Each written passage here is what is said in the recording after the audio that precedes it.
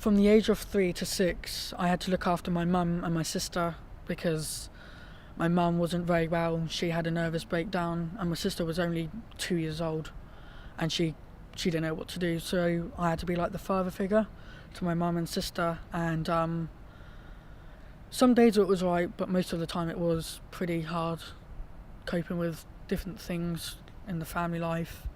And it wasn't until I said stuff to my auntie, because when my mum broke down, my auntie contacted my mum and said, I think you need 3 weeks off break. And then my auntie said to me, if you ever need to speak, I'm here for you. So I said everything what happened, and then it took 2 years for my auntie to fought in the court with the police, with social services, to let me and Clay now live with my auntie. So yeah, it's been hard, but I've forgiven my mum for the things what's happened, but I haven't forgot what's happened, if that makes sense.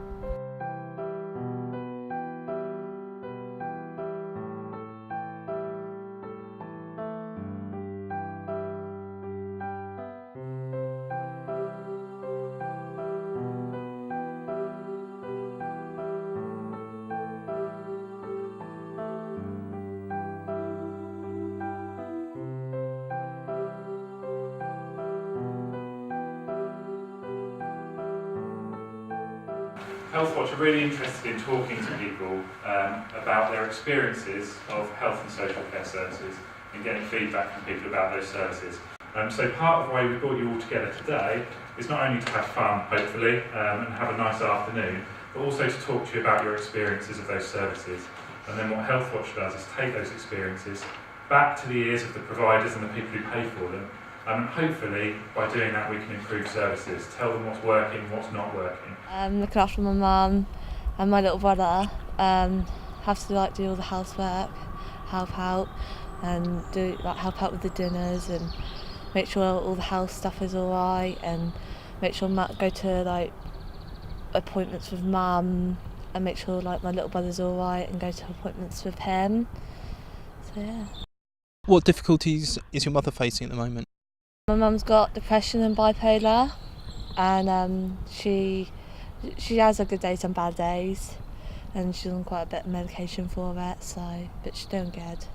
I care for my mum and my brother. My mum has depression and my brother has autism. So pretty much I just go around, I wash up. I go home every so often because I'm at university, so I help wash up, help do housework. I help with my brother's homework, my sister's homework, that kind of thing. Just generally make sure everyone's all right in the house. It was really hard to juggle both at once because obviously I've got to prioritise my time with my degree and then also make sure my family's okay on the side. My name's Danielle. I work for Carers Trust. Has anybody heard of Carers Trust? Yeah, a few of you? Okay, so we're the largest provider of carer support services in the UK, and we work to improve the support services and recognition of carers of all ages, so from young carers, young adult carers and carers.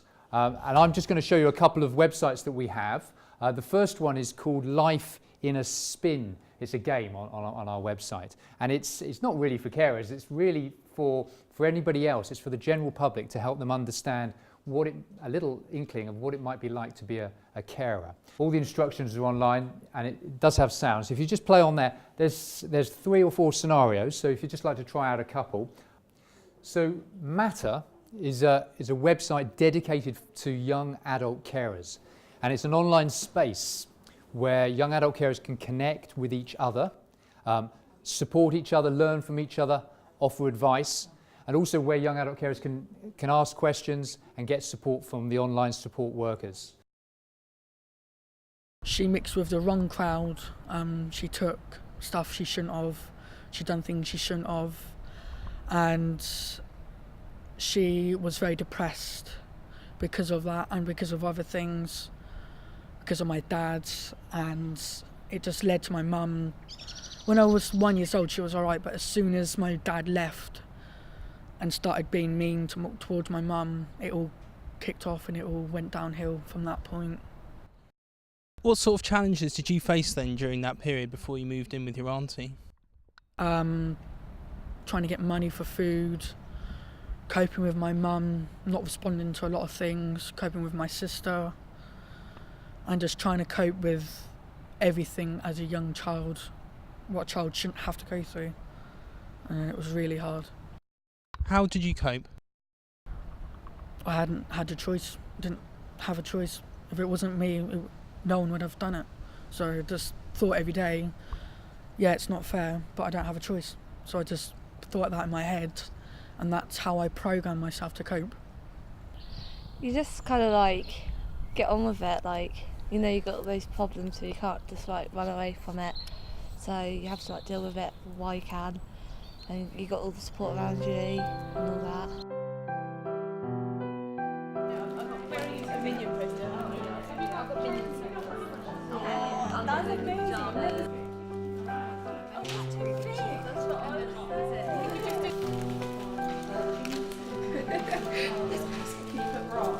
You can have a look at that. Just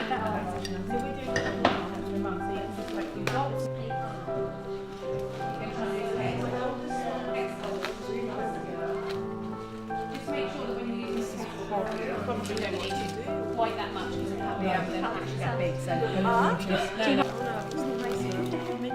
Oh, sorry. You'll be able to do it. You'll be able to just do it freehand. That's what you think. Anything else? I do that one.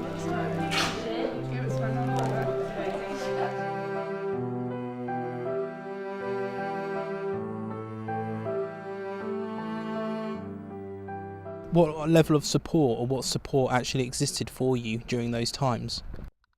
There wasn't. When I was living with my mum, my auntie and my nan used to come in every day, but no one knew what it was like. People used to think because I've put a happy face on that I'm okay, but deep down it was a nightmare. And luckily my sister can't remember anything now, because when we moved with Yvonne, she had hypnotherapy and counselling, so did I. But I warned them before it started it wasn't going to work, but it has with my sister, so I'm glad about that. It didn't particularly go well. They knew exactly what was going on before we moved to Yvonne, and they'd done nothing. Counsellors and social services done absolutely nothing. They used to come and see what it was like, but they'd done nothing. So I feel like I can't trust a lot of people. And it's taken me a long time, but now I'm getting over that. Social services used to come to our house with the money, give it to my mum, look at us and then walk out. I don't know why they didn't do it. Maybe you should ask them, I don't know. I'm not happy what they've done. Quite frankly, I would sue them, but yeah. I have young carers and like other social services, and like mum has like other like mental health people help around her, so that's kind of good for us. What sort of support are you getting? Is it financial? Is it time? Is it?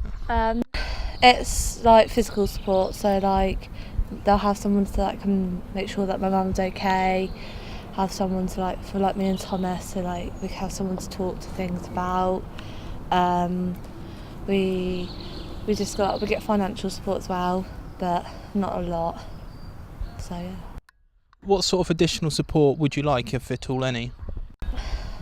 So like instead of like say social services, instead of like going, oh, you're fine, you're capable, instead of saying that and then going away to like actually think about maybe they need a bit more support, make sure they're all right and all that sort of things. Once I reached 18, obviously the young carer group I was going to couldn't really offer me any more support. And it was very hard and difficult to find another service that would support 18-year-olds upwards. At the moment, I think it's last year, so 2014, we developed a group for 18 and 25-year-olds to go to every month, just chill out, like say what they need. That includes the Princess Royal Trust. So they pay for like some food that we can eat and just chill out, be like teenagers really. I don't think there's enough services there to help the transition between 18, from you becoming 18, because at 18 the government think that once you're 18 you can do it, like you're on your own, you're an adult, go off in the big wild world. But then they don't think that you also have a life, so you have to make sure that you're trying to get yourself a job and everything else, as well as making sure that you've got your family on track doing that as well. Has anybody got anything that they feel that would benefit by being put in place that would help you guys as young carers? You know, someone to talk to, like not being judged, not being had to go out or anything like that. Just someone, even if it's just texting or something like that or whatever, just knowing that, oh yeah, I can talk to that person, they won't judge me or anything like that. So. I think they should put like a 24/7 helpline thing, because you know you've got like childline things, but one for young carers, and like there's always someone at the other end of the phone you can talk to if you're feeling upset or you need advice or something like that. Like I think that would be really good. What was being discussed about having like a regular care worker, like it not different people like every week or day, someone regular that the family can get to know and trust, that understand their situation and become a part of it, and I think that would be really beneficial. My mum's got a massive issue with trust. She doesn't like strange people and things like that, so she did have adult services, but then because they interfered too much in her private life, she just told them to get lost basically. She didn't want them involved anymore. She would rather struggle in herself than have someone she doesn't know interfere. So, but yeah, she's got a massive issue with trust. So she wouldn't. That would if someone could come like every week, and then I get to know them as well as my mum, things like that. So that's brilliant. Anything else? As a projects worker, our point of view, we haven't ever, well, for as long as my manager's been in our position, which is 8 years, we've never had a referral from a GP, ever. We've worked with hundreds of young carers. I work on Next Step projects working with 16 to 24-year-olds. Like Neymar, for instance, she didn't get referred to us until last year, but she's been a carer for... Since I was 7. Yeah, since she was 7. So 10 years she could have got some support from young carers, but she only came through to us last year, which I think is a massive thing for us, because there's so many people out there that aren't getting support, and I think GPs need to be a lot more vocal in trying to get them support young carers. I think the main things that came out of this is probably what Jan was saying, communication and not being listened to across the board, really. Yeah. And also a lack of looking at the family as a whole and the situation as a whole, because everyone's affected, but people can't seem to get that into their heads. Affected in a different way. Yeah, so everyone needs some kind of support or assessment or help in it anyway. Okay, is that it? Well, thank you everybody. Back then, I felt lonely, hurt, rejected.